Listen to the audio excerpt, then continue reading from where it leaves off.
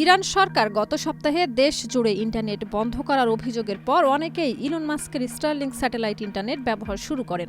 তবে এক প্রতিবেদনে জানা গেছে, ইরানি কর্তৃপক্ষ মিলিটারি গ্রেড ইলেকট্রনিক সরঞ্জাম ব্যবহার করে স্টারলিংক সেবা ব্যাহত করার চেষ্টা করছে। মার্কিন সংবাদ মাধ্যম নিউ ইয়র্ক টাইমস 15 জানুয়ারি প্রতিবেদনে জানায়, পাচার হওয়া হাজার হাজার স্টারলিংক টার্মিনাল ব্যবহার করে অধিকার কর্মী ও প্রকৌশলীরা অনলাইনে থাকতে সক্ষম হচ্ছেন। এর ফলে বিক্ষোভকারীদের উপর নিরাপত্তা বাহিনীর গুলি চালানো, নিখোঁজদের খোঁজ এবং পরিবারগুলোর তৎপরতার ছবি ও ভিডিও বাইরে বিশ্বের সঙ্গে শেয়ার করা সম্ভব হচ্ছে। প্রতিবেদনে আরও বলা হয়েছে, স্টারলিংক সিস্টেমগুলো জিপিএস সিগন্যালের উপর নির্ভরশীল হওয়ায় ইরানি কর্তৃপক্ষ ডিজাইন করা সামরিক গ্রেড ইলেকট্রনিক সরঞ্জাম মোতায়েন করছে সিগন্যাল ব্যাহত করার জন্য। অধিকার কর্মী ও নাগরিক সমাজের সংগঠনগুলো বলেছে, এ ধরনের পদক্ষেপ সাধারণত সক্রিয় যুদ্ধক্ষেত্র ছাড়া খুব কমই দেখা যায়। শাহিদা রুবি, মাই টিভি।